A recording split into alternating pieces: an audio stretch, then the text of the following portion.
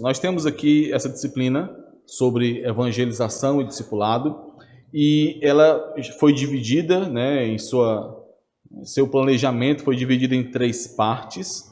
Na primeira parte, que nós já vimos totalmente, né, nós temos aí o fundamento para a evangelização, quais são as convicções necessárias sobre o discipulado e a evangelização, e aqui nós temos uma espécie de, não é somente uma revisão, mas é uma revisão aprimorada e contextualizada para o que nós queremos aqui daquele livro A Treliça e a Videira, né? Então, lá no livro que deu sequência a ele, que é o Projeto Videira, nós temos essa revisão mais detalhada e aplicada para essa estrutura, né, para fomentar uma cultura de evangelização e discipulado. A parte 2, que foi iniciada, né, ela trata de uma análise pessoal diante dessas convicções que foram apresentadas na parte 1. Então, na parte 2, nós temos essa análise pessoal como uma preparação individual para uma cultura de evangelização, né, e discipulado. Então, a ideia aqui é reformar a cultura pessoal, né? Então, cada irmão, cada membro da igreja, olhando para as convicções que foram lembradas lá na parte 1 e que foram ensinadas na parte 1, tendo essas convicções como um espelho diante de si, possam fazer uma reflexão pessoal, que não é uma reflexão de um dia, não é uma reflexão que pode ser feita em uma aula, né? Essa aula é mais para provocar essa reflexão, para que a partir dessa reflexão nós possamos, cada um, individualmente, reformar a sua cultura pessoal. Porque cultura é algo que nós não vivemos sem, né? Então sempre nós temos aquilo que nós temos visto aqui em alguns momentos. O nosso coração, ele nunca está vazio. Ele sempre está ocupado por algo. Então quando nós estamos tentando, ou planejando, ou promovendo uma mudança no coração, nós estamos, em outras palavras, removendo algo e colocando outra coisa em seu lugar. Então, na questão da cultura, é basicamente algo semelhante. Existe uma cultura a que nós estamos inseridos, pessoalmente, em meio à nossa caminhada pessoal neste mundo, e essa cultura, ela precisa ser reformada diante dessas convicções. Por que diante dessas convicções? Porque é quem nós somos como novas criaturas. Então, a nossa cultura pessoal precisa ser reformada, sem nenhum trocadilho aí com a nossa igreja, mas precisa ser reformada diante da nova criatura que nós somos em Cristo Jesus. E é diante dessas convicções que nós fazemos essa reflexão para essa reforma pessoal da cultura em que nós estamos inseridos, para que então possamos coletivamente fomentar essa cultura na igreja. Então essa é uma estratégia que foi posta aí por meio desses livros, né, do Projeto Videira, A Treliça e a Videira, e também esses complementares, né, do pastor Mark Dever, Ministério 9 Marcas, né, evangelização, o evangelho e evangelização. Então, a estrutura central da nossa disciplina como um todo é essa. Analisar as convicções que devem ser refletidas, que devem ser vistas em nós, como discípulos de Cristo, com base nessas convicções, refletirmos sobre a nossa cultura pessoal e a reforma da nossa cultura pessoal baseada nessas convicções, e então implementarmos isso de maneira coletiva, né? Na última aula, que foi, eu acho que foi a aula 8, mais a convicção 6, né? Nós vimos aqui, o pastor apresentou a necessidade de crescimento pessoal, ou seja, a necessidade de analisarmos e refletirmos nessas convicções para que então possamos crescer nessas convicções, reformando pessoalmente a nossa cultura e crescendo pessoalmente em cada uma dessas convicções. A próxima aula será, também dada pelo pastor Elivando, com a graça do Senhor, a necessidade de levar outros a crescerem. E nós temos visto muito isso, né? Como o conceito de discipulado, a ideia de discipulado, aquilo que a palavra do Senhor nos ensina sobre discipulado está sempre atrelado uma coisa à outra. O crescimento pessoal e a condução de outros a crescerem também. O crescimento em seguir a Cristo, o avanço em seguir a Cristo, enquanto outros também são conduzidos a seguirem a Cristo. Então, não tem como desconectar uma coisa da outra, e é isso que nós veremos na próxima aula. Mas entre essas duas, eu quis trazer aqui para os irmãos um assunto que nós, na verdade, mais organizar aquilo que nós já temos visto em Marcos, para que possamos entender melhor a ideia dessa nossa disciplina. Eu só esqueci de um ponto. No final nós temos aqui um tema extra, né? Que é uma convicção extra, a adoção como sendo um discipulado mais intenso e mais duradouro, com base nesse livro da adoção. O pastor vai abordar isso no final da disciplina, né? Ok. Qual é, diante disso, diante dessa nossa disciplina, que os irmãos já sabem, qual é o objetivo geral dessa nossa aula de hoje? Espero que não tenha ficado muito pequena a letra, né? O objetivo geral dessa nossa aula de hoje é contribuir com essa análise pessoal que foi proposta aí na parte 2 da nossa disciplina, e essa contribuição será dada com base naquilo que nós temos visto sobre discipulado, e é importante que os irmãos lembrem que nós temos sempre refletido que quando falamos em discipulado, automaticamente estamos falando também de evangelização, né? Não são palavras distintas, não são conceitos separados, mas se complementam e expressam momentos diferentes do discipulado, né?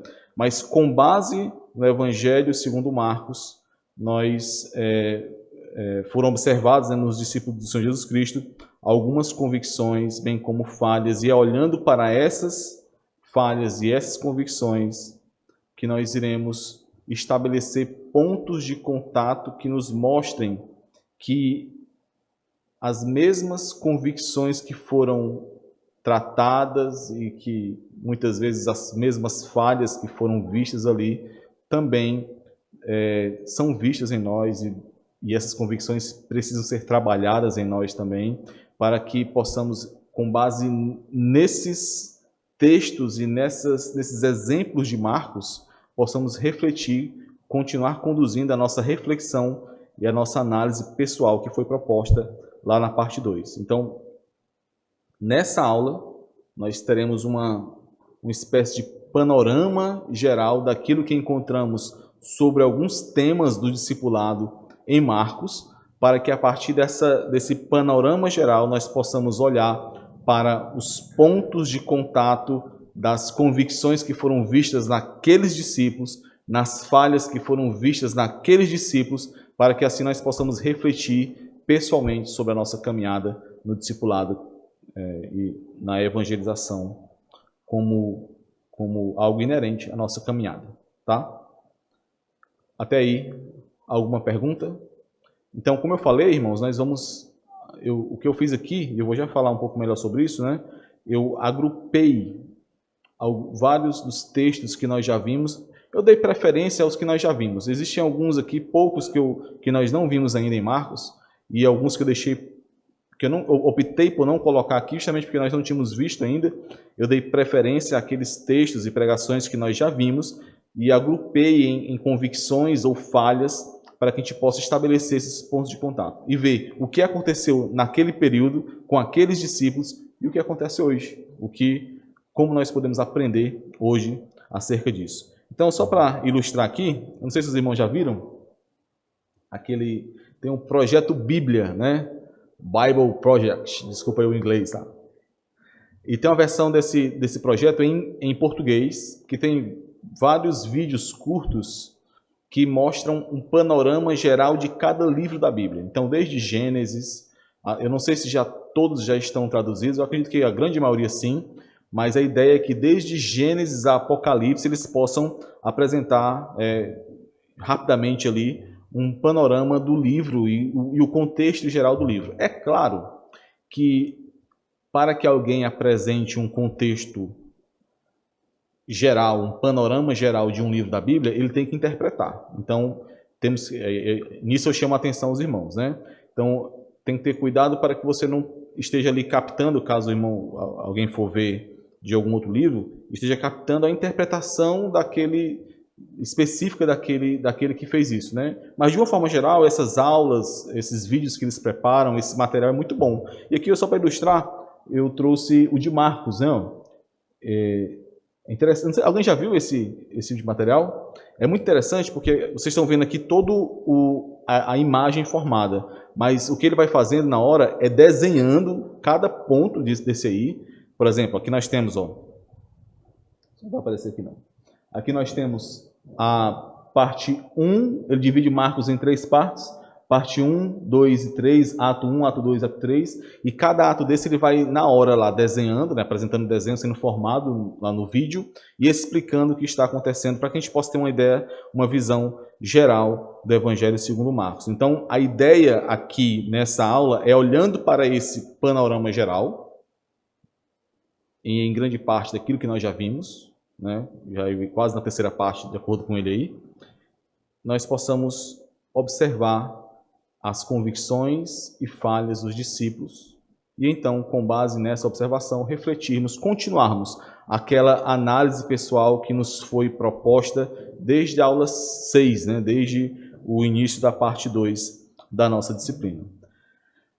Eu fiz uma separação aqui de alguns desses temas relacionados à convicção e falhas, mas nós não teríamos tempo suficiente para em uma aula vermos individualmente cada um desses temas, tá? Então eu separei aqui em grupos mais gerais, né, menos específicos, e alguns desses eu também saltei um pouquinho, eu deixei para lá um pouquinho, né, eu pulei, mas nós vamos focar em grupos mais relevantes aqui para a nossa disciplina, tá? Então, nós veremos aí convicções relacionadas ao chamado e à vocação dos discípulos, como a convicção de um discípulo de que ele foi chamado pelo Senhor Jesus Cristo e como o entendimento do que significa esse chamado, essa vocação, influencia na sua cultura de evangelização e discipulado. Essa é uma pergunta que conecta diretamente a dinâmica do discipulado em Marcos com a disciplina que nós estamos vendo sobre evangelização e discipulado. Como os discípulos do Senhor Jesus Cristo, retratados em Marcos, entenderam e como foi apresentada a eles a convicção de chamado, de vocação, e como isso influencia a nossa análise pessoal sobre chamado, sobre vocação e sobre evangelização e discipulado. Em cada um desses pontos, essa é a ideia que nós temos para hoje, para essa aula de hoje. Obviamente, em alguns pontos isso é mais fácil. A parte de chamada e vocação, isso é mais fácil, por exemplo. Para outros, tem uma certa dificuldade maior, mas com a graça do Senhor, nós iremos utilizar o nosso tempo aqui para tentar aproveitar ao máximo esses temas, né? Outras convicções aqui: verdade, conhecimento de Cristo, obediência e perseverança, né? E em relação às falhas, medo e incredulidade, quedas e fracassos e falta de discernimento alto ou uma mentalidade mundana associada ao discípulo, como nós veremos. Ok? Os irmãos entenderam qual é a ideia da disciplina? Porque é importante dessa aula, é importante que tenha esse entendimento inicial aqui, porque senão, em cada abordagem de cada um desses temas, dessas convicções, dessas falhas, as coisas vão ficar um pouco soltas, se não tiver esse entendimento inicial, né? Então, a ideia é, olhando para os discípulos e para essas convicções dos discípulos em Marcos, nós possamos estabelecer as pontes aí, os pontos de contato para que possamos refletir e fazer a nossa análise pessoal como discípulos que somos, sabendo que assim como eles foram discípulos do Senhor, relatados ali em Marcos, nós também somos discípulos do Senhor, claro que com todas as guardadas, né, as devidas proporções aí, né? Em relação ao que eles viveram e ao que nós vivemos hoje. Ok? Então, a primeira dessas convicções é a convicção relacionada ao chamado e à vocação. E se nós observarmos, eu separei alguns textos aqui, os irmãos já podem ir abrindo aí, né? Todos estão em Marcos, capítulo 1, 16 ao 20, 2, do 13 ao 14, 3, do 13 ao 19, 5, do 18 ao 19. Mas, de uma forma geral, a ideia de chamado, a ideia de vocação, chamado e vocação são palavras semelhantes. Vocação nada mais é do que chamado escrito em latim. Então, o termo vocação surgiu da ideia de chamado, só que para o idioma em latim.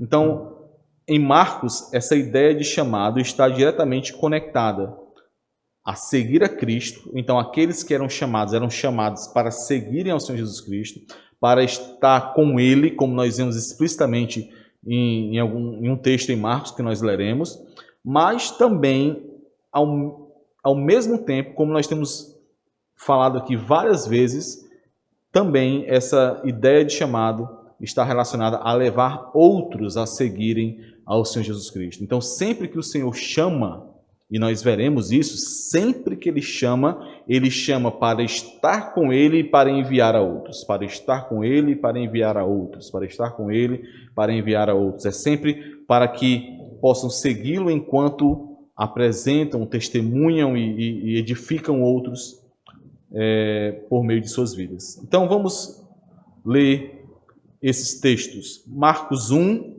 do 16 ao 20, é o primeiro chamado que é feito, né? Quem foi o primeiro discípulo chamado aí pelo Senhor Jesus Cristo? Pergunta de confraternização de batismo aí, né? Ou então de retiro, né? Marcos 1, do 16 ao 20. Alguém pode ler?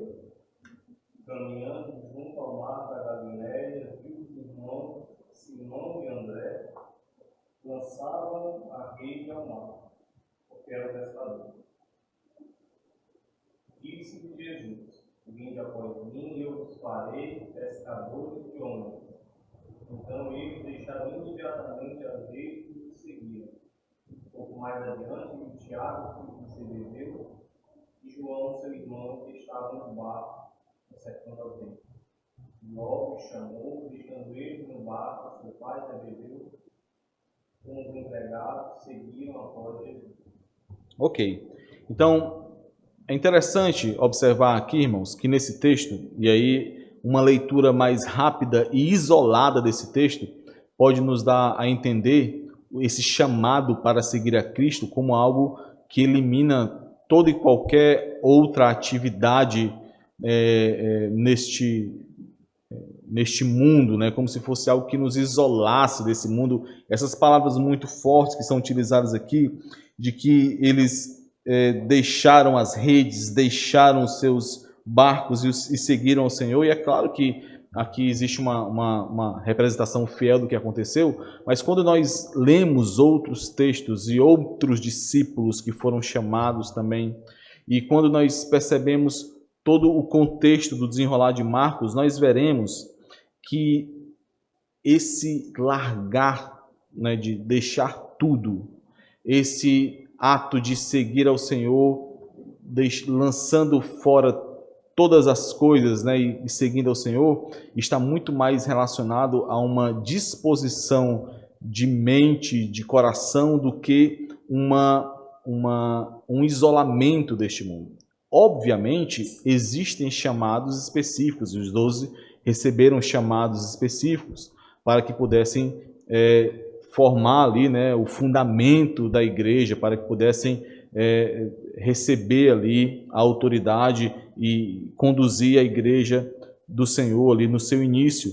Mas nós encontramos em outros textos, e eu destaco aqui o texto de Marcos capítulo 5, nós encontramos que esse chamado, embora ele esteja resumido sempre em seguir a Cristo e conduzir outros a seguirem a Cristo, ele não é um ato de isolamento desse mundo. Observe, no que nós acabamos de ler, o Senhor chama os discípulos para irem após ele, mas logo em seguida ele diz, versículo 17, vinde após mim e eu vos farei pescadores de homens. Vinde após mim e eu vos enviarei para que vocês sejam pescadores de homens. Capítulo 2, versículo 13. O Senhor chama Levi, né, aquele que era cobrador de impostos, né? E observem, logo após o chamado de Levi, logo após a vocação de Levi, nós encontramos o Senhor jantando na casa de Levi, com muitos outros publicanos e pecadores, e ali expandindo esse chamado àquele pecador Levi para outros pecadores. Capítulo 2. No capítulo 3, versículos 13 a 19, nós temos aqui o texto áureo do chamamento do Senhor aos discípulos, e aqui que nós vemos o que significa esse discipulado. Depois subiu, Marcos 3, 13. Depois subiu ao monte e chamou os que ele mesmo quis e vieram junto dele. Então, depois de chamar, então designou 12 para estarem com ele. Os designou para estar com ele, para caminhar com ele, para ter comunhão com ele. Os designou para estarem com ele e para os enviar a pregar e a exercer a autoridade de expelir demônios. E a autoridade de expelir demônios aqui é a autoridade para libertação de outros. Então, observem, sempre esse chamado está relacionado a serem chamados para o Senhor Jesus Cristo, para seguirem a Ele, para serem discípulos dEle e, ao mesmo tempo, para serem instrumentos dEle, para que outros também sejam resgatados e possam seguir ao Senhor Jesus Cristo. Mas agora, por favor, alguém lê aí capítulo 5, versículos 18 e 19. Esse é um exemplo interessante, porque aqui nós temos a designação de um discípulo que não está entre os 12, mas que a estrutura é a mesma. 5, 18 e 19, é a cura do Gerazeno, né? Depois que o Senhor Jesus é rejeitado, o Gerazeno quer ir com o Senhor. O que é dito aí? Versículos 18 e 19.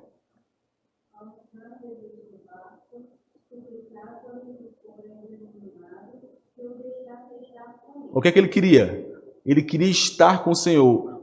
No texto de Marcos capítulo 3, para que foi que o Senhor chamou os seus 12 discípulos, seus 12 apóstolos, para estarem com ele. Os designou para estar com ele. O que o Gerazeno está pedindo aqui é para ser um discípulo do Senhor. Ele está pedindo para estar com o Senhor, para voltar com o Senhor, para permanecer com o Senhor. É isso que ele está pedindo. Versículo 19.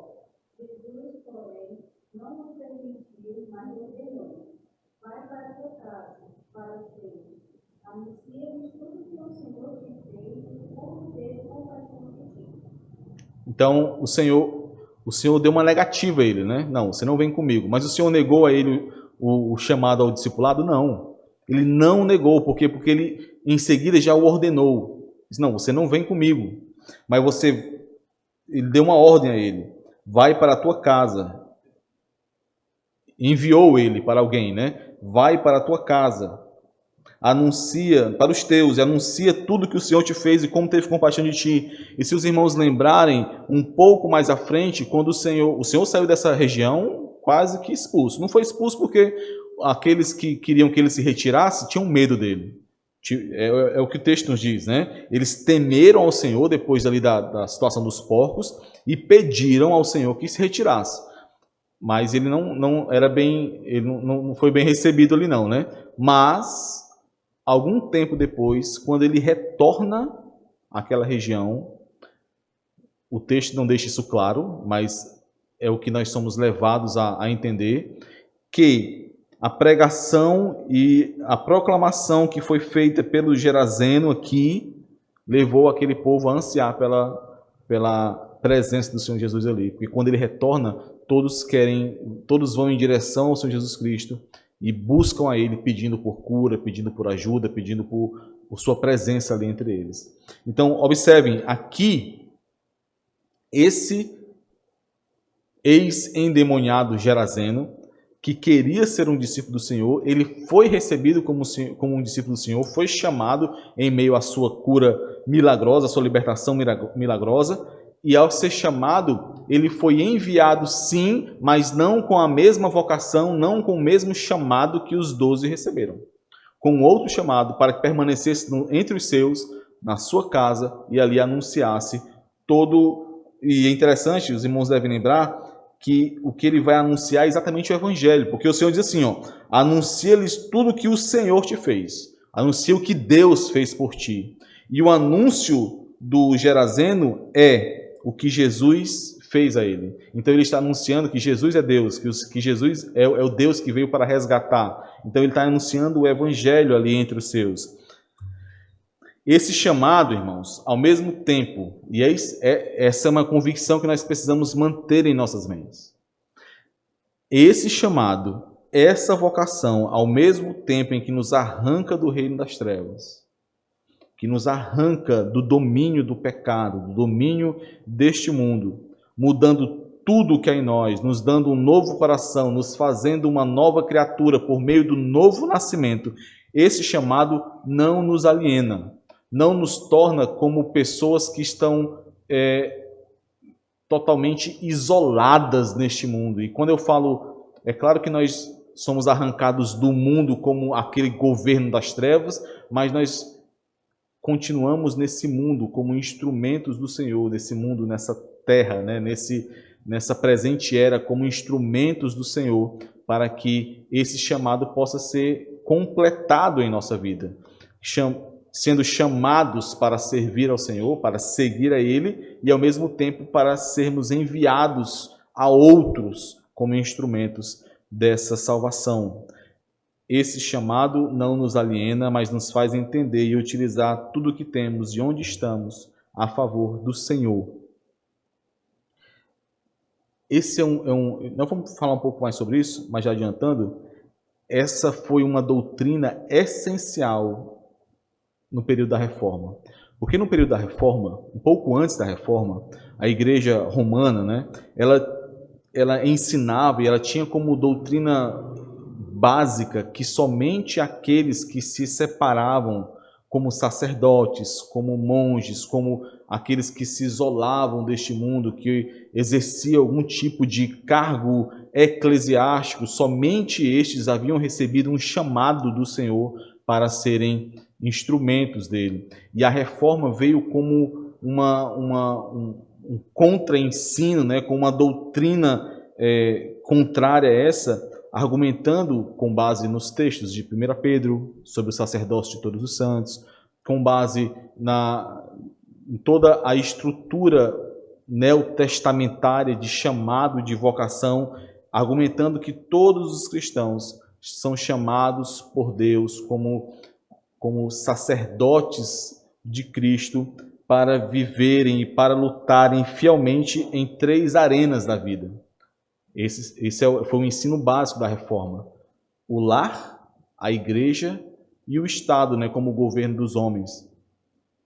E isso deve ser... Essa é uma forma interessante de estruturarmos, de lembrarmos dessa convicção, de que como crentes nós fomos chamados para sermos sal e luz em meio a esse mundo. E que não necessariamente o fato de nós não exercermos algum papel de liderança eclesiástica, algum papel de serviço eclesiástico, não necessariamente, e de forma nenhuma isso pode ser associado, né, a uma falta de chamado para o crente.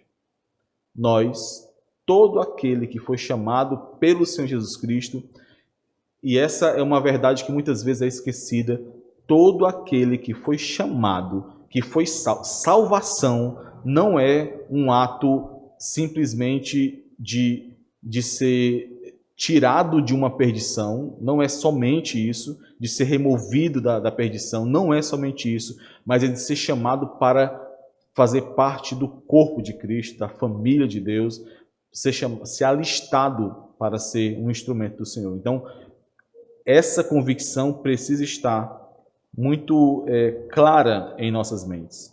Porque com base nessa convicção, irmãos, lembrando do que é ser chamado por Cristo e do que isso envolve, é que nós iremos, sem grandes esforços, né, sem ter que estar tentando organizar um tempo em nossa agenda, é que nós iremos conseguir sermos discípulos do Senhor que evangelizam, que discipulam, que testemunham de Cristo. E eu acho que se nós pudéssemos resumir o objetivo principal dessa disciplina e dessa cultura discipulada, é isso, é entendermos que discipulado e evangelização não consiste em um ato específico que deve ser feito, não. Mas isso surge e flui naturalmente de quem nós somos e por termos sido chamados pelo Senhor. Então, se fomos chamados pelo Senhor, fomos chamados para exercer esse discipulado, esse seguir a Cristo em qualquer instância em que nós estivermos inseridos, seja no trabalho. E é interessante quando eu leio o Senhor chamando. O Senhor ele não utiliza palavras que não sejam relevantes. Então, o fato do Senhor chamar pescadores para serem pescadores não pode passar desapercebido como sendo algo simplesmente uma troca de palavras, um jogo de palavras qualquer. Não. O Senhor chama pescadores para serem pescadores de homens. O Senhor chama aqueles que estão inseridos em uma certa atividade que eles conhecem para perceber que eles não vão sair do mundo, né? Eles vão utilizar as suas habilidades, a sua inteligência, as suas capacidades, agora em favor de outro reino. Não é que eles foram simplesmente resgatados e lançados nesse mundo, não, eles foram alistados, eles saíram de um reino onde eles atuavam, por mais que não soubessem, em favor desse reino, foram retirados desse reino e alistados no reino do Senhor, no reino de Deus que havia chegado. Então, é preciso ter essa convicção acerca de chamado, de vocação. Você foi chamado para estar com Cristo e para ser enviado a outros, para que outros conheçam a Cristo. Para isso, eu preciso fazer um curso de teologia? Não necessariamente. A igreja, o púlpito, ensina e proclama a palavra de Deus justamente para que você possa proclamar essa palavra. Para isso, eu preciso ser um presbítero da igreja, um pastor da igreja? Não necessariamente. Você só precisa ser crente. Você só precisa perceber que onde quer que você esteja, a luz de Cristo precisa brilhar. E é só isso que precisa ser feito. Eu não lembro, não recordo se era Lutero que dizia isso.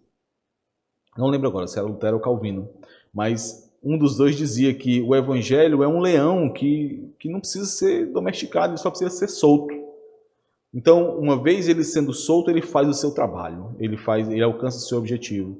Então, é somente com essa noção que nós iremos entender que não é uma atividade a mais. Isso não exclui. Quer dizer que a gente não pode se reunir aqui e sair fazer algum movimento de evangelização, né, guiado pela igreja, conduzido pela igreja? Não exclui. A questão é, evangelização e discipulado não é um ponto a ser, uma atividade a ser exercida, não é não envolve uma agenda específica, mas é quem nós somos, discípulos, que fazem outros discípulos, onde quer que nós estejamos. Eu trouxe esse texto para lembrar os irmãos também de algo interessante em Marcos, capítulo 10, versículo 28, Pedro diz assim: Senhor, nós deixamos tudo para te servir. Quando o Senhor está falando ali sobre o custo, né, de seguir a Cristo. Mas o que está sendo ensinado ali, o que Pedro está dizendo e o ponto de contato que nós fazemos com a fala de Pedro é que não é necessariamente que nós abandonamos tudo, é que nossos bens foram lançados, jogados fora e foram... Não, tiveram discípulos que fizeram isso. Alguns discípulos fizeram isso. Venderam todos os seus bens e depositaram aos pés dos apóstolos. Alguns fizeram isso, mas nem todos fizeram isso. O ponto de Pedro aqui é que ele entendeu que a partir daquele chamamento, a partir daquela vocação, todo o centro da vida dele agora estava alinhado com o Senhor. E tudo aquilo que o Senhor já havia dado a ele seria utilizado para o avanço desse reino, para que ele pudesse continuar sendo um instrumento do Senhor. É interessante, ó, logo depois do que nós lemos aqui no versículo 16 a 20 do capítulo 1, logo depois que nós vemos que Pedro e os demais discípulos largaram as redes e deixaram tudo e seguiram o Senhor, logo depois eles foram para a casa de quem? De Pedro. Logo depois que é narrado que Pedro largou as redes, largou tudo e foi seguir ao Senhor, eles foram para a casa de Pedro. E nós vimos que na Galileia, por diversas vezes, o ponto de encontro ali dos discípulos, em meio às suas pequenas missões, às suas pequenas caminhadas ali, investidas para a evangelização com o Senhor, o ponto ali, o quartel general, era a casa, provavelmente, de Pedro. Olha o que acontece lá na casa de Pedro. Versículo 29 a 31, capítulo 1. E saindo eles da sinagoga, foram com Tiago e João diretamente para a casa de Simão e André. A sogra de Simão, Pedro, né? Sogra de Simão, achava-se acamada, com febre, e logo lhe falaram a respeito dela. Então, aproximando-se, tomou-a pela mão, e a febre a deixou, passando ela a servi-los. A casa de Pedro, a família de Pedro, então, teve o seu centro aqui realinhado. Não é que Pedro abandonou tudo ali naquele momento e largou tudo. Não. Pedro, e isso aconteceu com muitos discípulos, na verdade isso acontece com todo discípulo, né? Ele entendeu que o centro da sua vida não era mais ele, não era mais a sua família, não era mais aquilo que ele fazia. Então, irmãos, essa é uma convicção que nós não podemos perder de vista, independente de como nós servimos ao Senhor. E é preciso identificar isso, né? É preciso reconhecer se o Senhor te chamou para algum ofício específico na igreja, para algum serviço específico na igreja. Mas, independente disso, os dons que foram dados pelo Senhor Jesus Cristo à igreja e a todos os crentes, e ele derramou esses dons para todos os crentes, precisam ser utilizados em favor da igreja, e o fato de você ser chamado por ele não promove um isolamento seu em relação a esse mundo. Não.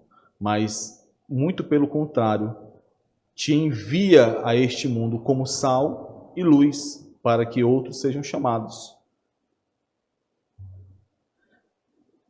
Até que estava comentando com os irmãos antes, né? Diferente do ensino da igreja romana, né, sobre o chamado, como sendo algo exclusivo ao sacerdócio e ao isolamento secular, todos os cristãos são chamados por Deus a oferecer suas vidas como sacrifícios vivos em todas as áreas da sua vida. É Romanos capítulo 12, né? Oferecei o vosso corpo como sacrifício vivo ao Senhor. O que é isso? Dia a dia, momento a momento, na igreja, em casa, não somente, em todo lugar, onde quer que você esteja, onde quer que o Senhor tenha te chamado. Isso irá moldar, meus irmãos, a forma como nós iremos conduzir iremos ser conduzidos no nosso emprego, em meio aos nossos familiares. Essa convicção irá moldar tudo isso. Quanto mais essa convicção de chamado for sólida em nós, essa convicção que nos mostra que nós somos chamados não para sermos retirados desse mundo. Se os irmãos lembrarem lá de João, capítulo 17, a oração sacerdotal do Senhor Jesus, antes de ir para a sua cruz, ele ora ao Senhor, ao Pai, e diz: Senhor, eu te oro não para que os tireis desse mundo, mas para que os guardeis nesse mundo. Então, nós não fomos chamados para sermos isolados desse mundo, para sermos como aqueles que são intocáveis nesse mundo, mas muito pelo contrário, para sermos luz, sal e influenciarmos aqueles que estão ao nosso redor, para que eles possam ver a Cristo em nós e serem atraídos a Cristo por nosso testemunho e então chamados por Ele também. Quanto mais essa convicção de chamado for sólida em nós, mais estaremos convictos de que fomos chamados para onde quer que estejamos, onde quer que o Senhor nos colocou, para sermos pescadores de homens. E é isso. Agora, você entende que você foi chamado para ser um discípulo do Senhor. E um discípulo é aquele que segue ao Senhor e conduz outros e pesca outros para seguirem ao Senhor. Isso vai acontecer no seu lar, em meio à sua profissão, em meio a todo e qualquer relacionamento que você tenha ou que vá construir, né? Ok, irmãos? Deu para entender a parte do chamado e vocação? Então, olhando para o chamado, para como os discípulos foram chamados e entenderam esse chamado, por exemplo, o Gadareno entendeu esse chamado, ou Geraseno, né? Como eles viram e entenderam esse chamado, nós precisamos refletir sobre como nós temos caminhado como discípulos do Senhor Jesus Cristo. Uma reflexão que nasce naturalmente, por exemplo, é se nós temos obedecido ao Senhor em meio ao chamado que recebemos, como Geraseno obedeceu. Porque o Geraseno não fez aquilo que ele queria de início, não é verdade? O pedido de Geraseno foi diferente. Só que o Senhor o orientou. E ele, submetendo-se, diferente dos outros que estavam ali, submetendo-se à vontade do Senhor, ele obedeceu ao Senhor e foi um instrumento do Senhor. Esse é um tipo de reflexão que nós precisamos fazer. Será que nós temos tentado servir ao Senhor e sermos discípulos dele da forma como nós bem entendemos e queremos, ou da forma como ele nos chama, por meio da sua palavra, por meio dos instrumentos que são utilizados por ele? Esse é um tipo de reflexão, né? As outras eu vou deixar para os irmãos aí, tá? Eu vou só provocá-los aqui a essas reflexões. O segundo ponto que nós iremos refletir aqui, ou segundo grupo, é em relação agora às quedas e falhas e fracassos dos discípulos. E aqui nós temos visto, e é até difícil muitas vezes, irmãos, às vezes eu fico preocupado, e eu até já fui alertado também sobre isso, porque às vezes nas pregações a gente vê tantas falhas e tantos fracassos dos discípulos, que se nós não tivermos cuidado, nós podemos achar que nós somos superiores aos discípulos. Não, como é que pode? O pessoal que caminhava com Jesus e assim, eu estou bem demais, né? Mas esse é um erro muito perigoso para todos nós. Ao longo de várias pregações em Marcos, nós vimos como os discípulos são apresentados em meio às suas fraquezas, falhas, pecados e quedas. E isso é maravilhoso no Evangelho segundo Marcos. Cada evangelho tem o seu público-alvo e tem as suas intenções. Então, por exemplo, você não vê isso tanto em Mateus. Em Mateus, muitas vezes, aquilo que é registrado em Marcos como sendo uma falha de Pedro ou uma falha de algum dos discípulos é colocado ali de forma mais generalizada para que não pese tanto sobre esses apóstolos. Mas em Marcos, não. Até porque a fonte principal de Marcos provavelmente é Pedro. Pedro faz questão de deixar claro ali as suas fraquezas, os seus pecados, as lutas. E para que isso, irmãos? Isso tem um intuito. Marcos não escreveu isso, Pedro não fez questão de revelar isso, o Espírito Santo não inspirou a Marcos para escrever isso à toa, não. Era para que nós pudéssemos perceber, para que aqueles que receberam esse evangelho pudessem perceber, e nós também pudéssemos perceber que a vida, a caminhada com Cristo não é uma caminhada idealizada, é uma caminhada em meio aos nossos pecados e fraquezas mesmo. E o que vai nos distinguir em relação a as pessoas deste mundo, aqueles que não conhecem a Cristo, não é o grau de perfeição ou o quão nós conseguimos nos manter firmes, fortes em cada momento, em cada situação. Não é isso. O que vai nos distinguir é a luta para que possamos continuar seguindo ao Senhor, para que possamos continuar obedecendo ao chamado dele, que é de estar com ele. Então, é essa luta e é a perseverança nessa luta que vai diferenciar aqueles que foram chamados daqueles que não foram chamados. Não é perfeição. Não é perfeição. E isso fica cada vez mais claro no Evangelho segundo Marcos. Os discípulos não eram perfeitos. E você pode pensar assim, não, mas é porque a plenitude do Espírito Santo, né, não tinha sido derramada ainda sobre os apóstolos, somente depois lá de Atos 2 é que isso aconteceu, mas ainda assim, depois de Atos 2, nós vemos falhas. O próprio Pedro, nós lemos lá, quando o pastor estava pregando aqui em Gálatas, como Pedro foi repreendido por Paulo, e já tinha passado ali de Atos 2, então nós precisamos perceber isso, irmãos. Nós somos aqueles que foram chamados pelo Senhor para serem santos, para buscarem uma vida de santidade, para buscarem ser perfeitos no sentido de íntegros no Senhor Jesus Cristo, mas nós ainda falhamos, nós ainda pecamos. A questão é, o que nós fazemos quando pecamos? O que nós fazemos quando falhamos? Qual é o grau de intensidade nessa nossa busca por não falharmos mais, por não pecarmos mais? Essa marca, né, de mostrar, de revelar ali como os discípulos mais próximos do Senhor falhavam, é algo muito expressivo, né, muito marcante no Evangelho segundo Marcos.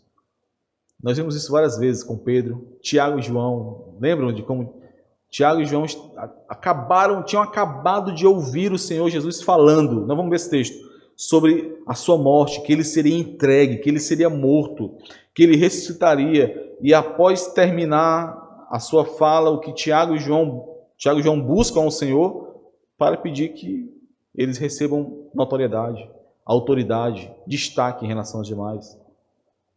A caminhada dos discípulos no Evangelho segundo Marcos é retratada em sua integralidade, mostrando suas falhas, suas quedas e, sobretudo, que eles permaneciam com o Senhor, que eles perseveravam com o Senhor.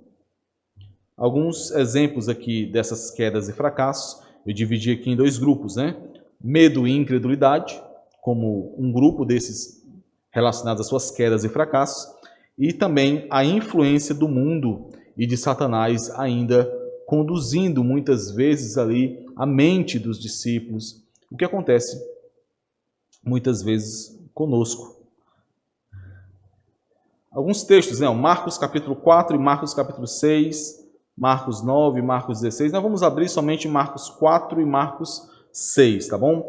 Os capítulos 9 e 16 tratam também dessas falhas. No capítulo 9 nós vemos aquele jovem possesso que foi levado aos discípulos do Senhor, com exceção de Pedro, Tiago e João, que estavam no monte com o Senhor Jesus Cristo, no monte da transfiguração, e aqueles discípulos que ficaram não conseguiram resgatar, expulsar aquele demônio, eles falharam. No capítulo 16, que nós não vimos ainda, sobre a ressurreição do Senhor Jesus Cristo, é interessante que Marcos termina, o último capítulo retrata muito esse tipo de falha também dos discípulos, né? Os discípulos, desde as primeiras mulheres que encontraram o Senhor, que seguiam o Senhor e que encontraram, até os discípulos mais próximos que não acreditavam, que não estavam crendo que o Senhor tinha ressuscitado. E aí eles são advertidos pelo Senhor.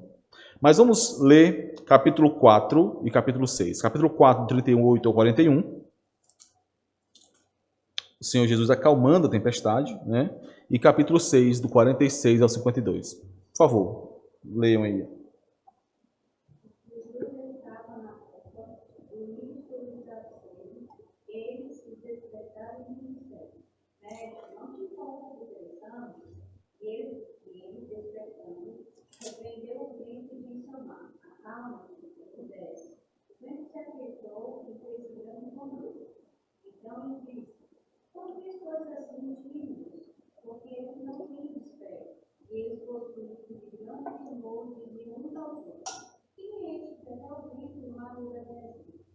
Esse texto é maravilhoso, irmãos, porque nos mostra, e eu espero que os irmãos lembrem disso, se não lembram, vou lembrar agora, como em meio ao medo, aqui é um ponto fantástico para nós associarmos as tempestades da nossa vida, né? O mar, sempre nas Escrituras, ele é muito relatado como aquela fonte de provações, a fonte de dificuldades, a fonte de tribulações. Tanto é que lá em Apocalipse, quando está sendo dado o fechamento, o que é dito é que o mar já não existe. O mar não mais existe para a igreja, né? E aqui em meio ao mar, em meio às dificuldades, em meio às tribulações, o medo dos discípulos foi tão grande que eles chegaram a duvidar do amor de Cristo por eles. Essa pergunta que eles fazem aqui expressa exatamente isso. Quando eles buscam ao Senhor que estava dormindo e eles dizem: Mestre, não te importa que pereçamos, não te importa que nós morramos aqui, o Senhor não vai fazer nada. O desespero, o medo, a incredulidade dos discípulos os levou a duvidar do amor do Senhor Jesus Cristo. E por isso ele os repreende aqui no versículo 40, dizendo: por que sois assim tímidos? Essa palavra tímido, ela é a mesma palavra traduzida em outro texto como covardes, né? Como aqueles que não têm coragem, que não se colocam com a fé como sendo um instrumento que fornece essa coragem, né? Como é que não tendes fé?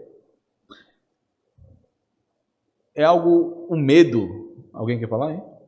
Pode falar. Pode perguntar, hein? Quando ele fala em tímidos, esses covardes, são aqueles mesmos que são citados que não herdaram o reino dos céus? Não? É a mesma palavra. Essa palavra ela só acontece 2 vezes no Novo Testamento. Aqui e nesse texto de Apocalipse. É a mesma palavra, né? É claro que a gente não pode dizer que é o mesmo, que podemos entender da mesma forma a interpretação em cada texto, né? Porque cada contexto ali é específico, mas a palavra é a mesma que é utilizada. Então, isso nos provoca a tentar entender por que o autor, por que Marcos utilizou essa palavra, né? E, além disso, por que aquele que traduziu de forma diferente, né? Mas, de uma forma geral, quando o Senhor fala aqui sobre essa timidez, ele está falando dessa falta de combate, de não combater por meio da fé com o medo que eles tiveram. E como nós já vimos lá em Hebreus, sem fé é impossível agradar a Deus. Como nós vimos lá em Romanos, tudo aquilo que não é feito, que não provém da fé, é pecado. Então, aqui o Senhor está alertando que eles não poderiam continuar sucumbindo ao medo. E esse é um alerta que nós devemos ouvir constantemente do Senhor. E isso, irmãos, porque os irmãos devem ter, certamente os irmãos já passaram por isso, mas uma coisa é nós ouvirmos a palavra do Senhor nos dizendo: não temas, tenha coragem, viva pela fé. E nós ouvirmos essas palavras, ouvimos, mas no momento que a provação vem, é que o bicho pega. É ou não é? No momento que o medo vem e que você repete essas palavras, a sua mente lembra dessas palavras, a sua mente repete e você em voz alta diz para você mesmo: coragem, tem fé no Senhor, o Senhor é quem te sustenta, mas o teu coração ainda assim, ele está ali naquela guerra contra o medo. Os irmãos já passaram por isso? Eu passei há pouco tempo, inclusive. E isso, meus irmãos, é algo que não pode ser passado desapercebido. Porque em meio a essas lutas, nós conseguimos, o Senhor nos dá a possibilidade de entendermos um pouquinho mais sobre o nosso coração. Opa, o seu coração não está tão fincado no Senhor como deveria. Por quê? Porque a sua mente diz algo, a sua boca fala algo, mas o seu coração ainda luta contra isso. E essa é uma realidade que nós vemos nos discípulos aqui nessa tempestade e que nós vemos em nós mesmos e que nós não podemos lançar isso para o lado como se não existisse. O medo não pode nos paralisar em meio às dificuldades, mas muitas vezes ele quer nos paralisar. Muitas vezes a nossa fé ela é provada de forma que na teoria não dá para ser discernido, né? Outro texto maravilhoso de Marcos sobre essa questão é no capítulo 6, versículo 46 e 52. Quando eu vou ler Quando eu fui ler esses textos de novo para trazer para os irmãos, eu fiquei lembrando das pregações nesses temas, e foram pregações que me edificaram muito e que me confrontaram muito, esses textos, tanto de Marcos 4 quanto de Marcos 6. Marcos 6, do 46 ao 52, né? Isso aqui foi logo depois da multiplicação dos pães. E em Marcos não fica claro, mas no Evangelho segundo João ele deixa isso claro, que após essa multiplicação de pães, o povo queria tornar Jesus rei, queria tornar Jesus como um Messias político, que tomaria o povo das mãos dos romanos, né, e os levantaria. E por conta disso o Senhor compele, no versículo 45, né, manda, envia os seus discípulos para longe, para que eles não sejam contaminados por esse sentimento errado, por esse entendimento errado de quem era Cristo. E aí, no versículo 46, nós continuamos. Ó. E tendo-os despedidos, subiu ao monte para orar. Nas 3 vezes que o Senhor sobe ao monte para orar sozinho, ele está enfrentando esse mesmo tipo de problema. O povo não está discernindo quem ele é, o tipo de Messias que ele é, e ele vai então buscar força no Senhor, no Pai, para que ele mesmo não seja de nenhuma forma conduzido a esse tipo não caia nessa tentação de ser o Messias que ele não é, de ser aquele que ele não veio para ser. Ao cair da tarde, subiu ao monte orar, né? Ao cair da tarde, estava o barco no meio do mar e ele sozinho em terra. E vendo-os em dificuldade a remar, porque o vento lhes era contrário, por volta da 4ª vigília da noite, veio ter com eles, andando sobre o mar, e queria tomar-lhes a dianteira. Meus irmãos, esse versículo 48 é algo impactante mais. Por quê? Porque nós vemos aqui que os discípulos estavam em grande dificuldade. A forma como isso é expressado, né? Essa palavra dificuldade aqui, ela é uma palavra que mostra grande angústia. Os discípulos, assim como aconteceu lá no capítulo 4, estavam sucumbindo à tempestade, às ondas que estavam ali abalando aquele barco. Só que tinha um detalhe, eles não estavam com o Senhor Jesus no barco. Eles estavam sozinhos. E certamente isso ampliava ainda a angústia. Mas o texto em Marcos nos mostra aqui que mesmo de longe o Senhor estava vendo a situação no barco. E isso é algo muito impactante, porque nos lembra, nos traz essa convicção que mesmo quando nós falhamos por meio da incredulidade, por meio do medo, mesmo quando nós estamos ali sucumbindo ao medo e falhando e caindo e pecando contra o Senhor pelo medo, pela falta de fé, o Senhor está nos vendo. E Ele não permite que nós possamos nos afundar e nos perder realmente. E é interessante observar outra coisa. O Senhor, Ele,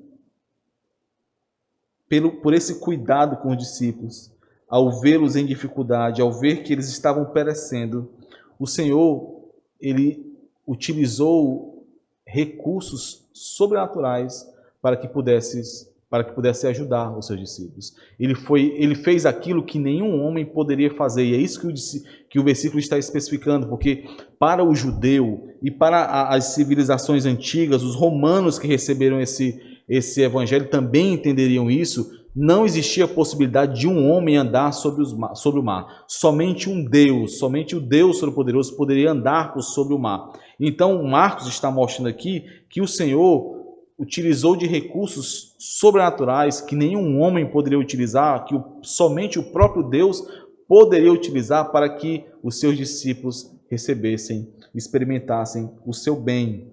E é isso que... Só que os discípulos não sabiam disso, irmãos. Os discípulos não estavam vendo. O Senhor Jesus viu os discípulos, mas eles não viam o Senhor. E quando finalmente eles conseguiram ver ali ao Senhor, o que aconteceu? Eles tiveram medo. Eles associaram a qualquer outra coisa. Eles associaram aqui a um fantasma que não era algo comum. Você não é como hoje que as pessoas veem um vulto, é um fantasma. Não é. Aquela sociedade, aquele período não tinha essa história de fantasma, esse tipo de convicção de fantasma. Os judeus não acreditavam nessa história de fantasma. Então eles preferiram acreditar em uma coisa tão difícil, improvável, quanto seria o próprio Deus estar caminhando sobre as águas. por conta do medo, por conta da incredulidade.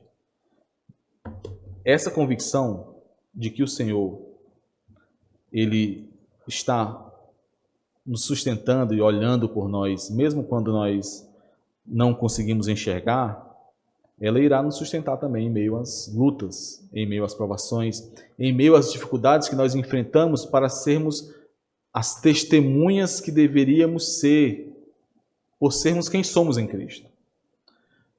Tem um texto, eu não sei se vocês viram, eu acompanho muitos textos que são divulgados pelo o TGC, né? E agora eu não sei se esse texto é recente ou é antigo, mas eu vi recentemente, até porque acho que esse texto foi da gente que me mostrou, de uma esposa de um pastor, esqueci o nome da irmã agora, falando sobre quando a esposa do pastor se sente uma impostora. E o texto, embora tenha sido escrito por essa irmã e tenha sido dado esse foco, né, em relação à esposa do pastor, mas ela se aplica a qualquer crente. Qualquer um dos irmãos que for ler esse texto, qualquer um, eu tenho certeza, se você for crente, você vai se colocar no mesmo lugar daquela mulher que está escrevendo aquele texto. Porque ele é muito vivo em relação às nossas lutas e temores diários, sabe? O quanto nós muitas vezes falhamos por medo, por incredulidade, caímos e nos sentimos como impostores. E vem aquele questionamento em nossas mentes.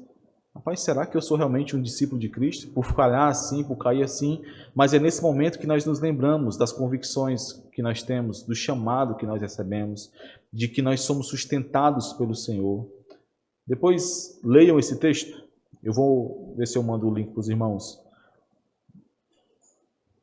Em meio a essas lutas e dificuldades constantes da nossa vida, que nós percebemos que é o Senhor que nos sustenta, que é Ele que olha por nós. Outro tópico aqui dessas quedas e fracassos é a influência do mundo e de Satanás, né? Eu acabei passando aqui, né? Marcos 1, 36 e 37. Aqui foi logo após aquela cura da sogra de Pedro, que o Senhor então começou a receber muitos outros para curar, e então uma multidão começou a procurar ao Senhor, a buscar ao Senhor, e ele se retira para orar, para que ele possa manter o foco no seu ministério. Ele se retira para orar, e então Pedro, como um porta-voz ali dos discípulos, ele chega para o Senhor e diz: Senhor, o povo está te procurando. Senhor, muitos estão à tua procura e nós não te achávamos. O Pedro está ali falando sobre a possibilidade do Senhor está exortando ao Senhor para que ele não perca a possibilidade de ter a fama e a notoriedade que ele precisa para ser o Messias que eles querem que ele seja. E o Senhor diz: não, eu vim para pregar a outros também, né? Deixa eu ler direitinho aqui o versículo para não distorcer aqui o que nós estamos falando. Mas ele diz assim, ó, tá aqui, ó. A resposta do Senhor Jesus foi: vamos a outros lugares, às povoações vizinhas, versículo 38, né, capítulo 1, a fim de que eu pregue também ali, pois para isso é que eu vim, para pregar, para anunciar o evangelho do reino. Os discípulos aqui, é interessante, irmãos, é muito interessante perceber isso, não só aqui, mas em vários outros momentos. Os discípulos achavam que estavam cooperando com o Senhor. Eles achavam que o fato de eles procurarem ao Senhor Jesus Cristo, para dizer assim, ó, Senhor, está perdendo a oportunidade aí, tem muita gente que está vindo aí, buscando, não pode deixar essa oportunidade passar. As pessoas estão gostando demais do Senhor, do seu trabalho, né? Não perca não, vamos lá, continue. Mas eles achavam que estavam cooperando com o Senhor. Mas a mentalidade deles ainda estava voltada para esse mundo, os olhos deles voltados para esse mundo. E é isso que o Senhor está instruindo aqui a eles. E é necessário, irmãos, e essa é outro exemplo de que nós devemos olhar aqui como ponto de contato com esses discípulos, que se nós não estivermos fincados, firmados na palavra do Senhor, na verdade revelada pelo Senhor, por meio da pregação da palavra, por meio da edificação com a igreja, por meio da instrução fiel da palavra do Senhor, nós iremos, muitas vezes, achando que estamos cooperando com o Evangelho, estaremos sendo pedra de tropeço para o Evangelho, para a igreja, para o avanço do reino, porque nós iremos tratar os assuntos que devem ser tratados com a mente de Cristo, olhando para o reino dos céus, com mentes mundanas, com mentes voltadas para estratégias desse mundo. E isso não importa quão boas forem as suas intenções, não importa. Você estará sendo pedra de tropeço para o avanço do Evangelho, e não um cooperador. Então, isso deve nos conduzir a uma busca cada vez maior para que cresçamos na instrução da palavra, para que a igreja do Senhor avance, para que os líderes da igreja possam ter a possibilidade de cada vez mais instruir a igreja. Isso envolve uma série de questões, de dons que devem ser compartilhados entre a igreja, para que necessidades reais da igreja possam ser supridas, sem que o foco da pregação da palavra possa cumprir o seu papel na edificação da igreja. Então, nós precisamos estar atentos a isso. Sempre que nós tentamos responder a uma demanda da igreja, tentamos responder a uma demanda do reino dos céus com mentalidade mundana, nós estamos sendo um instrumento de Satanás para a igreja e não um cooperador do Evangelho. E é isso que acontece exatamente no próximo texto, Marcos 8:33. Eu resumi aqui como uma ré da Satanás, né? Mas foi exatamente o que aconteceu, foi o texto que nós lemos hoje na liturgia. Meus irmãos, como é que pode? Os irmãos não ficam impressionados, não? Como é que depois de uma revelação tão bela, tão maravilhosa, depois de ser ali um instrumento dos céus, onde Pedro... Marcos não deixa isso claro, mas em outros evangelhos, né, nos sinóticos, o Senhor Jesus fala: Pedro, não foi carne nem sangue que te revelou isso, mas foi o meu Pai que está nos céus. Logo depois de Pedro dizer: tu és o Cristo, os outros não te conhecem, os outros não sabem, os outros não entendem. Dizem que é João Batista, dizem que qualquer outro profeta, mas nós sabemos, tu és o Cristo, tu és o Filho de Deus. Logo depois disso, o Senhor, opa, já dá para dar um passo a mais aqui nesse pessoal, né? Então vamos lá. O Senhor começa a ensinar que ele seria entregue nas mãos dos homens, que ele morreria e depois ressuscitaria. E qual é a reação de Pedro logo em seguida? A sua mente mundana, ainda arraigada neste mundo, pensando ainda no Messias que ele queria e não no Messias que o Senhor, que foi enviado pelo Pai. Pedro reage ao ensino de Jesus sobre a sua morte e ressurreição, repreendendo o Senhor, chamando ele à parte, dizendo: não, Senhor, não. O Messias não morre, não. O Messias mata. O Messias não perde. O Messias ganha. E aí o Senhor, de forma muito simples, né? Muito direta, sem muitos arrudeios, responde a Pedro: arreda, Satanás, porque não cogitas, não pensas, a tua mente não está vinculada à mente do reino dos céus. Tu não cogitas nas coisas de Deus, e sim das coisas do homem. Repito, todas as vezes que nós tentamos responder a questões na igreja, a questões do evangelho, a questões do discipulado, a questões da evangelização, utilizando uma mente voltada para este mundo, nós iremos falhar. Quer dizer que eu não posso utilizar a minha inteligência, as estratégias, os meus talentos que o Senhor Deus deu para promover o Evangelho? É claro que pode, e deve. Foi para isso que o Senhor te deu. A questão é, isso precisa estar totalmente embasado na revelação, na mente de Cristo que nos foi dada por meio da palavra do Senhor. Não é possível cooperar com o Evangelho, não é possível conduzir outros a seguirem a Cristo sem que nós estejamos totalmente alinhados com a sabedoria do alto, conhecendo a palavra de Deus, orando e discernindo essa palavra por meio do Espírito. Aqui nós temos outros textos, eu vou avançar, senão nós vamos passar muito tempo aqui, né? Capítulo 10 de Marcos também tem uma sequência aí de pensamentos mundanos acerca dos valores do reino, valores desse mundo versus valores do reino. Então, nós vemos ali os discípulos rejeitando crianças, que a questão ali é que as crianças não tinham valor nenhum para a sociedade, porque não geravam nenhum tipo de trabalho, não contribuíam com nada, né? Eram desvalorizadas. E depois Marcos fala sobre o jovem rico, né, que procura o Senhor e que abandona ao Senhor após ser chamado para segui-lo. E logo em seguida a todo esse ensinamento vem Tiago e João, nos versículos 35 a 37, pedindo destaque, pedindo para exercer autoridade sobre os demais. E eu quero só dar uma ênfase nesse ponto, que foi a mesma ênfase que eu dei quando nós refletimos nesse texto.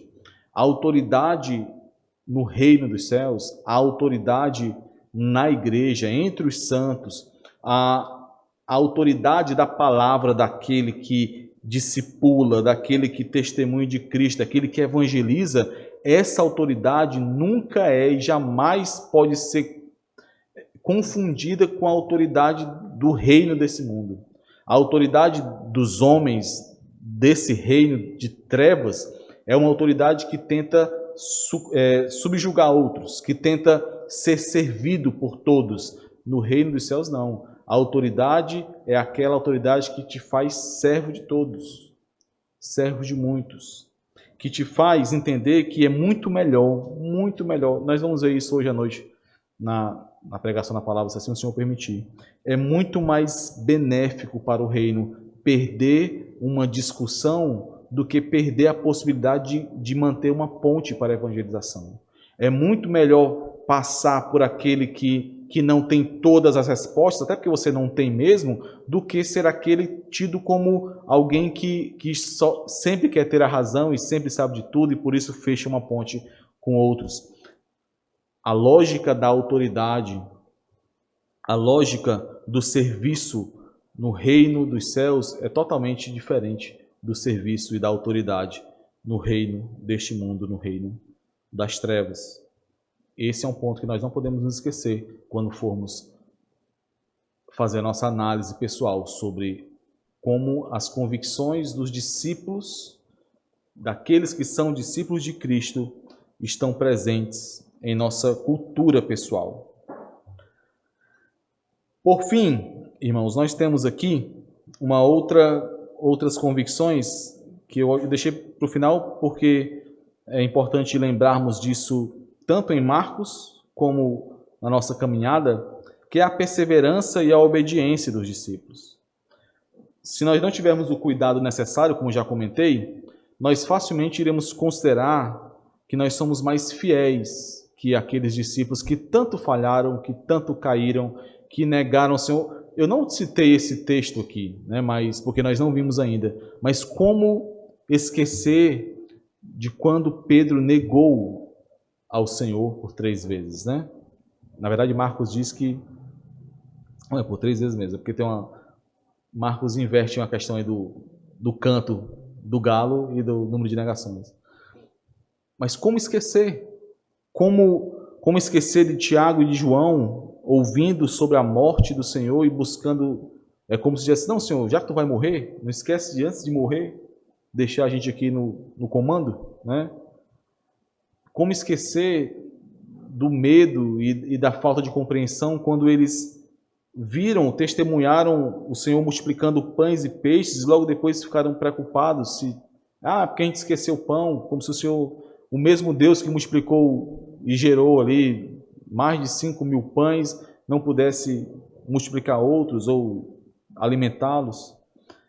Mas nós precisamos estar atentos ao contexto deles, ao nosso contexto e principalmente ao entendimento de que o que mais marcou ali no Evangelho segundo Marcos não foram as falhas e quedas dos discípulos, mas a perseverança, a comunhão deles com Cristo e com a igreja, por estarem sempre juntos ali, e a obediência ao Senhor.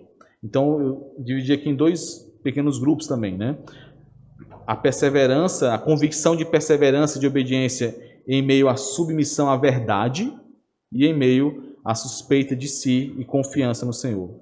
Por que submissão à verdade? Porque uma outra marca, uma outra frase que se repete constantemente no Evangelho de Marcos é que os discípulos interrogavam ao Senhor Jesus Cristo.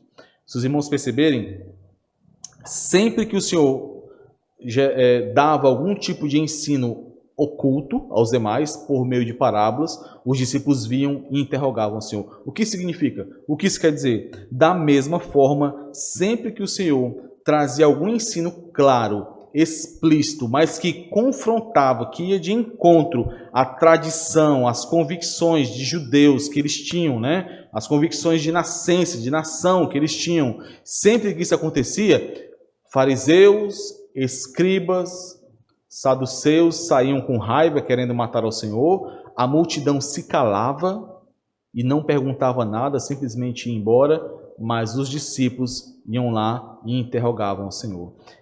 É claro que eles ficavam mexidos com aquele ensino. É claro que a estrutura deles, assim como a dos demais, tinha sido abalada ali, né? Tinha sido confrontada por meio daquele ensino que ia contra a tradição e as convicções que eles tinham. Mas, diferente das multidões que conseguiam ir lá para sua casa e dormir tranquilamente e esquecer, não, aquilo deve ter sido alguma palavra solta do Senhor, não vamos deixar isso para lá, os discípulos não conseguiam fazer isso. Eles iam lá e interrogavam. Vamos ler aqui esse Marcos 7,17 e 10:10.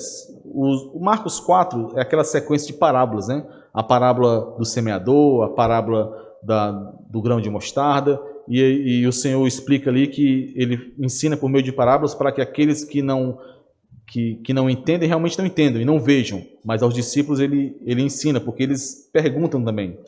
Já em Marcos 7:17, ele diz assim, aqui nós temos o Senhor falando sobre aquilo que contamina o homem, né? Que não é aquilo que entra pela sua boca, mas aquilo que sai do seu coração.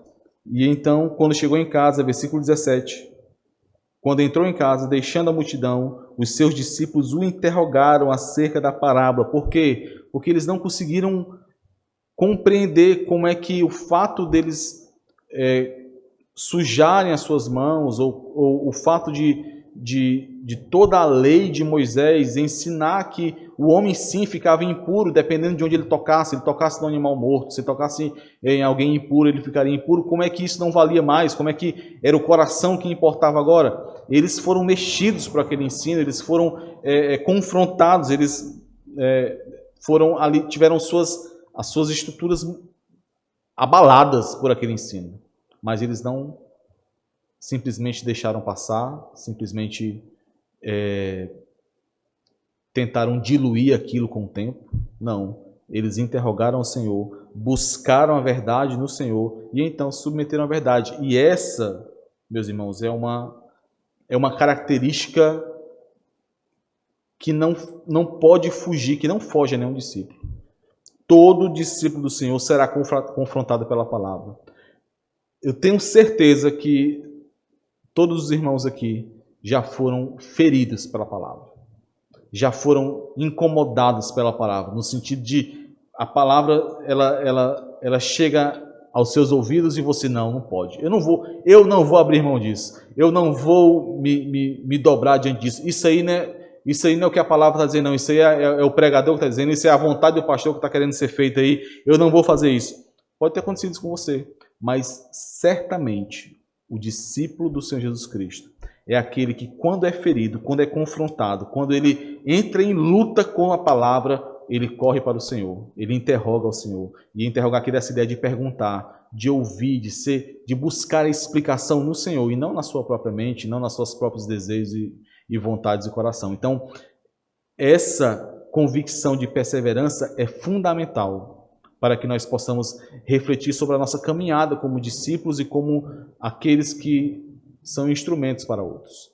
Quando nós temos as nossas convicções, quando nós temos a nossa cultura, que vem da nossa família, que vem de como nós fomos criados, que vem de como nós vivemos nesse mundo, quando nós temos a nossa cultura ferida, confrontada pela palavra de Deus, pela cultura do reino dos céus, como nós reagimos?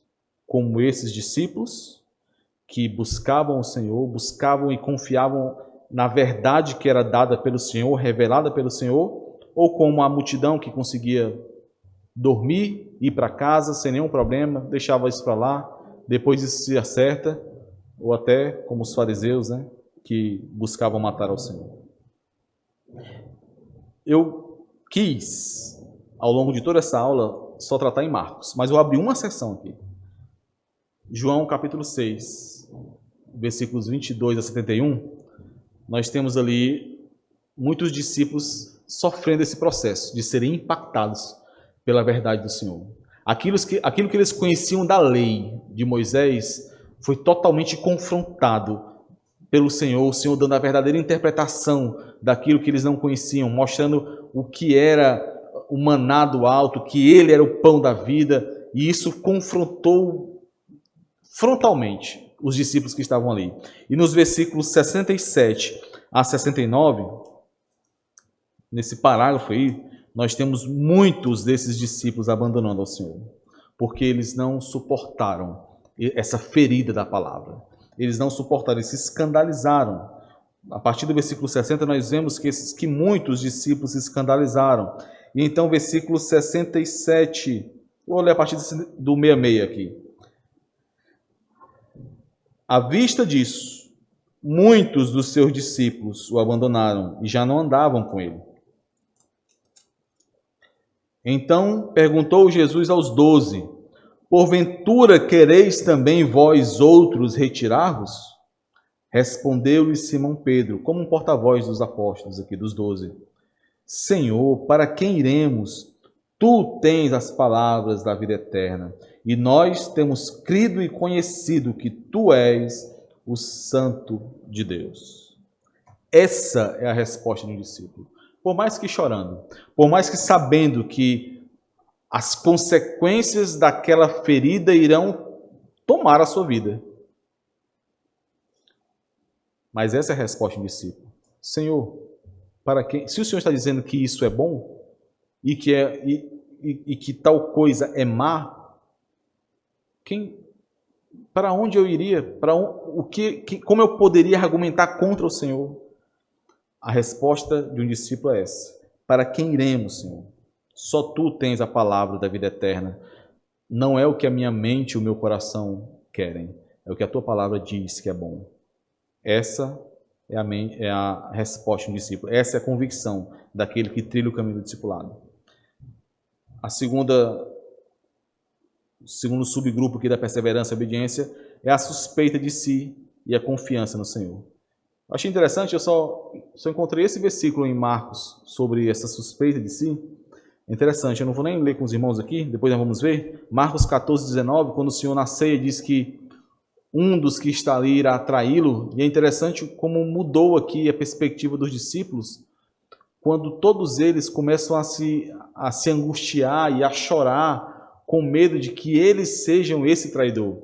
E é interessante como essa é uma marca de um discípulo, aquele que suspeita de si, aquele que não se coloca em um alto valor, de achar não.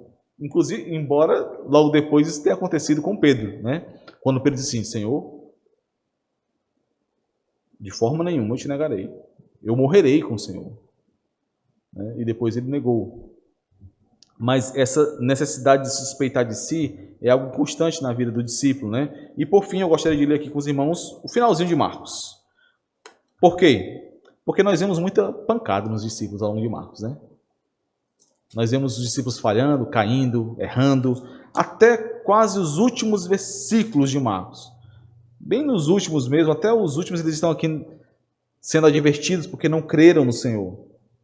Mas olha o que é dito nesses últimos parágrafos de Marcos. Marcos 16, do 14 ao 20. Finalmente apareceu Jesus aos 11, quando estavam à mesa, e censurou-lhes a incredulidade e dureza de coração, até aqui, no finalzinho já ainda, né? Porque não deram crédito aos que o tinham visto já ressuscitado.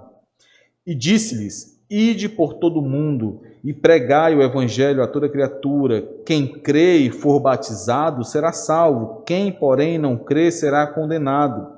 Estes sinais hão de acompanhar aqueles que creem.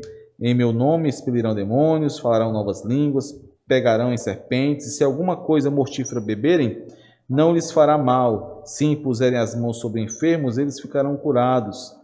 De fato, o Senhor Jesus, depois de lhes ter falado, foi recebido no céu e assentou-se à destra de Deus. Olha o último versículo, como os discípulos continuaram aqui. E eles, tendo partido, pregaram em toda parte, cooperando com eles o Senhor e confirmando a palavra por meio de sinais que se seguiam. Marcos fecha o seu evangelho mostrando que mesmo em meio às quedas, aos fracassos, às constantes exortações do Senhor, após a sua ressurreição, inclusive, os discípulos obedeceram ao Senhor, perseveraram em cooperar com o Senhor e foram sustentados pelo Senhor. É isso que o versículo está dizendo aqui. O Senhor, cooperando com eles, o Senhor, e confirmando a palavra por meio de sinais que se seguiam. Os discípulos são sustentados pelo Senhor. Meus irmãos, nós falharemos muito. Isso não pode trazer a nós aquela sensação de que, é isso mesmo, eu não tenho discipulado, eu não tenho testemunhado de Cristo, eu não tenho evangelizado como deveria, mas é porque eu sou um discípulo. Se até Pedro e os demais falhavam, como é que eu não falhar? Isso não é uma mentalidade, não é um argumento de um discípulo. A questão é que, mesmo em meio às nossas falhas, o Senhor nos sustenta, o Senhor nos edifica e nos conduz para que nós não falhemos mais. As nossas lágrimas, que devem seguir as nossas falhas, devem ser instrumentos para que nós não mais falhemos contra o Senhor. Sem essas convicções, sem a noção dessas falhas que atingem e que mostram que a nossa caminhada com Cristo é uma caminhada real, não idealizada. Nós não somos super-heróis, não somos super crentes que não falham, que não caem, mas por amar ao Senhor, por querermos seguir a Ele, estar com Ele, por não encontrarmos de forma nenhuma outro caminho que não seja estar com Ele, nós perseveramos e somos sustentados por Ele, mesmo em meio às falhas. Então, fechando aqui, certamente cada um de nós aqui já falhou muito nesse testemunho de Cristo, em perder oportunidades para que outros pudessem ser levados a Cristo. E isso deve ser motivo de tristeza, deve ser motivo de joelhos dobrados diante do Senhor, pedindo perdão a Ele, mas, sobretudo, isso deve ser motivo de clamor ao Senhor para que nós não mais erremos, não mais falhemos e pequemos contra o Senhor em obedecer a Ele, a esse chamado que nós recebemos. Então, que o Senhor nos conduza nesse chamado, entendendo que é isso que nós somos, discípulos, novas criaturas, que naturalmente, sem grande esforço por sermos quem nós somos, brilham apresentando a luz de Cristo a esse mundo. O sal não faz força para salgar, nem a luz faz força para brilhar. É quem ela é. Luz é luz, sal é sal. É quem nós somos. Precisamos entender isso e lutar para que as marcas aí do velho homem não impeçam tal movimento natural em nossas vidas. Na nossa próxima aula, nós continuaremos nessa parte 2. Agora, conduzindo essa reflexão pessoal das convicções como uma necessidade de levar outros a crescerem. É o caminho natural do discípulo. Vamos orar, irmãos. Amado Deus, nós somos totalmente dependentes do Senhor. Somos falhos, pequeninos, pecadores que clamam ao Senhor de forma ousada, pedindo perdão ao Senhor. Somos ousados não porque temos algum mérito ou algo em nossas mãos, mas por conta do conhecimento de Cristo Jesus que nos foi dado, o nosso Redentor, que como servo fiel entregou a sua vida para a salvação de muitos. Nós somos, Senhor, dentre esses muitos. E por sermos estes, nós te clamamos que o Senhor nos fortaleça para que possamos viver de maneira digna do Evangelho que nós recebemos do Senhor. Sabendo que não podemos ser discípulos do Senhor se não fazemos outros discípulos. Não existe essa possibilidade, Senhor. Por isso, nos fortalece na Tua palavra, Pai. Nos ensina de maneira cada vez mais profunda sobre a verdade que nos foi revelada. Não com grandes espetáculos, não é isso, Senhor, mas na simplicidade da vida da igreja, na simplicidade da vida no nosso lar, em nosso trabalho, testemunhando de Cristo, mesmo muitas vezes calados, mesmo muitas vezes simplesmente sofrendo e absorvendo dano para que Cristo seja glorificado. Dá-nos entendimento, Senhor, do alto. Dá-nos a mente, o discernimento da mente de Cristo que nos foi dada pelo Senhor por meio do Teu Santo Espírito, para que possamos em cada uma das situações, em cada um das bifurcações que surgem em nosso caminho, nós possamos testemunhar de Cristo e não de nós mesmos. Nós possamos agir como cidadãos do reino dos céus e não como cidadãos de um mundo ao qual nós somos arrancados, Senhor. Nos ajuda, nós necessitamos do Senhor. Abençoa a Tua igreja. Ajuda-nos no culto de hoje à noite. Que o Teu nome seja glorificado, que vidas sejam salvas, que a Tua palavra, Senhor, opere maravilhosamente em nosso meio. No nome de Jesus, Senhor, nós pedimos. Amém.